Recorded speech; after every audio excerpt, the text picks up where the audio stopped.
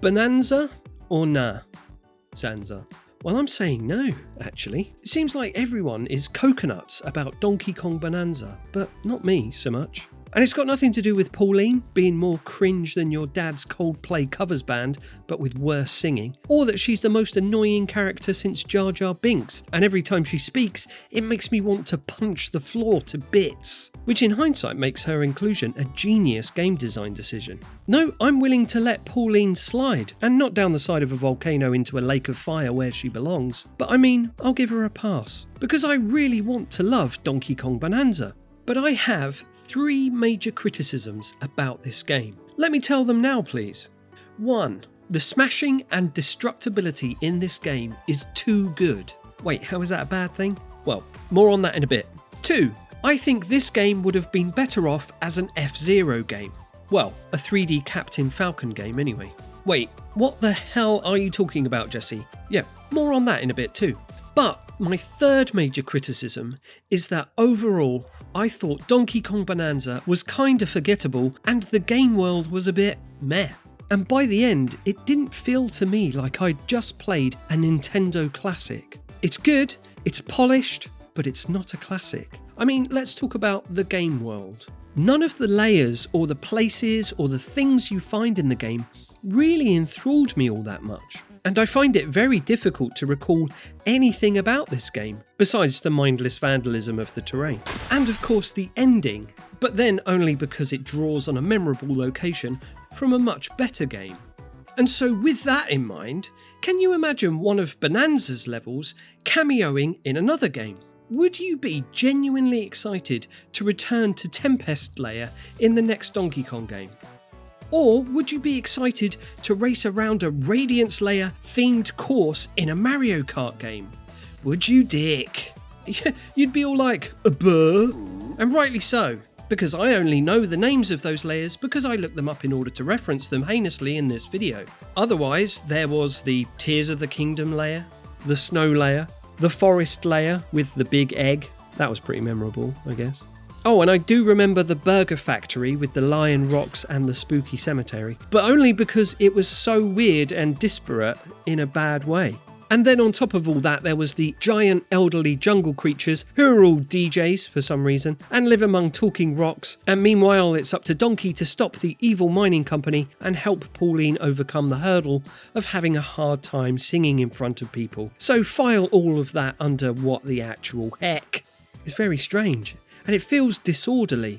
And I got the overwhelming sensation that this world was trying too hard to emulate Mario World by way of crazy randomness. But you see, Mario can get away with rando craziness because it's always been that way. The weirdness of the Mushroom Kingdom has long been established. It's a weird place, always has been. But now they're trying to inject weirdness into Donkey Kong, and it doesn't really sit well with me, because it feels like they're trying to re-establish Donkey without really knowing who he is in the first place. In Miyamoto's mind, Donkey Kong's world has always felt like New York, reflected in the steel girders and bright lights of New Donk City, but to the rest of us it's probably more like Donkey Kong Country, jungles and crocodiles and stuff. And yes, we do see some familiar sights that we associate with Donkey's previous outings, like the tropical biomes, as well as barrels, minecarts, and the purple girders, but there wasn't really anything that felt truly iconic or unforgettable.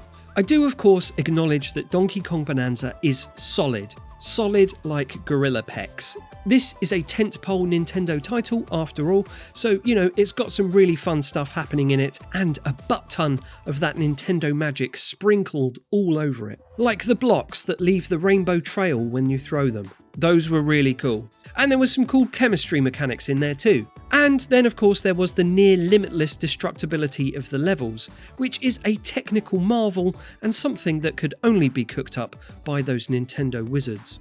But there was a whole bunch of other gameplay nuggets that just didn't really work for me either. Like you can throw mud and make it stick to walls to build bridges or whatever. Looked really cool in the trailer, but I think I did it like once. Then there was the boss fights, which were as easy as piss pie. which is fine, I guess. I'm not looking for banana souls here, but most of them were over before they even began, which is a great shame because the boss fights were one of the rare occasions where I actually used the Bananza transformations. Turning Donkey into various roided out exotic creatures is a fun gimmick, but outside of the occasional gated area that actually required it, I didn't really feel the need to Bananza all that much. And that might just be down to the fact that I didn't want to hear Pauline do her dreadful singing.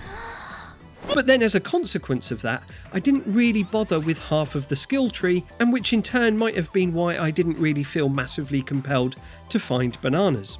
So, there's lots to love, and some other stuff, not so much. So overall, I found Bananza was a really tricky game to pin down, and fundamentally I felt like it was a little bit muddled. It felt like it didn't really know what kind of game it wanted to be. It's not purely a 3D platformer, as we were all expecting, and the fact that jump is in an awkward position on the controller mapped to the A button tells me that this isn't a jumping-led experience.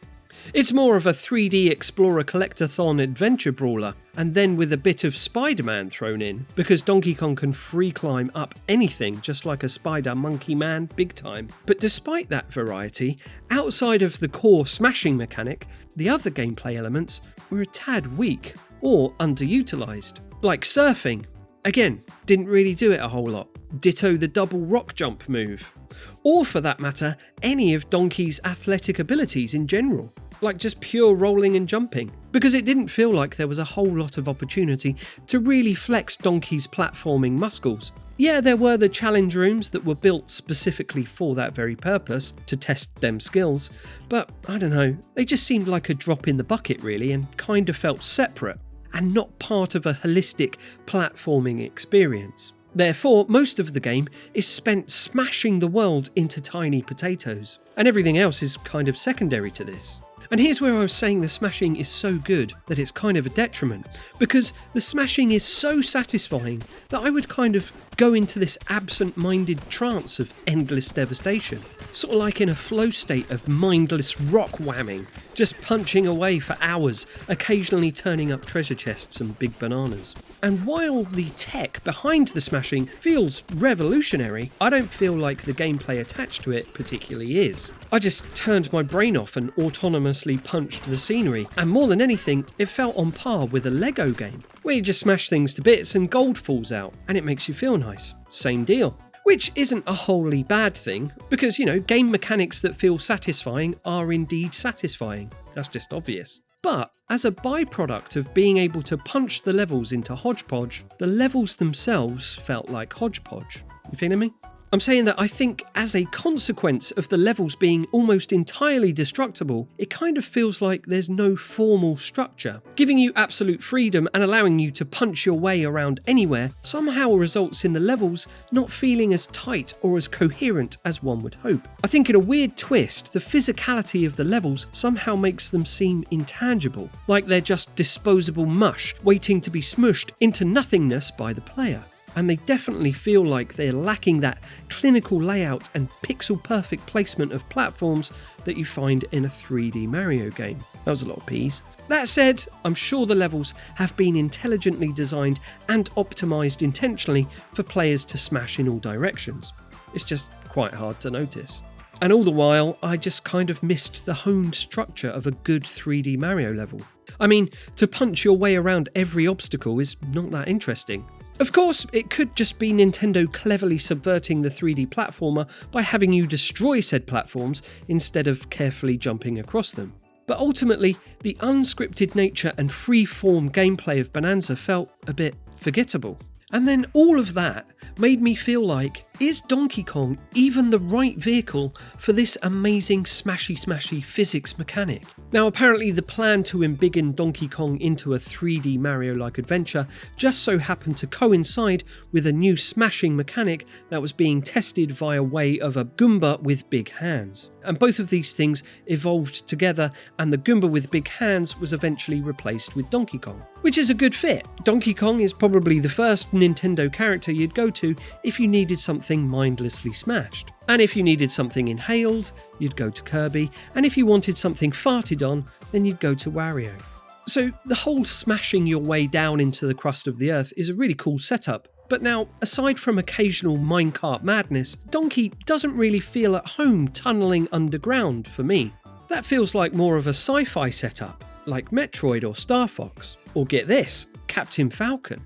So I had this really weird notion where the more I played Bananza, the more I wanted it to be a Captain Falcon game. So picture this, Captain Falcon with a turbocharged Infinity Gauntlet type deal, Falcon punching his way down through a literal underground crime world. Blackmailed into quitting F-Zero or something, he has to use his skills as a bounty hunter to find the culprits lurking in their subterranean hideouts, smashing his way through underground clubs and sinister subsurface gangster worlds that get deadlier the deeper you go. It could be just like that one Wii game, Mad World, remember that one? But you can smash everything to bits, a la Bananza, but it also has a similar atmosphere and sense of isolation as Metroid Prime. Wouldn't that be cool? Something with a bit of grit and a bit of edge. But I suppose those aren't really things you associate with Nintendo. Not in a million years. And so obviously, if you're going to expand a franchise and launch a new console, then Donkey Kong is a much better choice, I get that. So why am I going on about Captain Falcon? Well, I think it's because I felt like there was a much better game inside my head than the one that I was playing on the screen. Because I guess when a game, or indeed any form of entertainment, isn't particularly engaging, the mind tends to wander. And that's the problem I had with Donkey Kong Bananza. I don't know, I guess I was just looking for something with a bit more substance. And like, if the plan is to expand the Donkey franchise out into further 3D adventures, then I'm not really sure I'll be that interested to just punch my way through another one without something a bit more. So yeah. Anyway, pretty good game, 7 out of 10. Hey DK,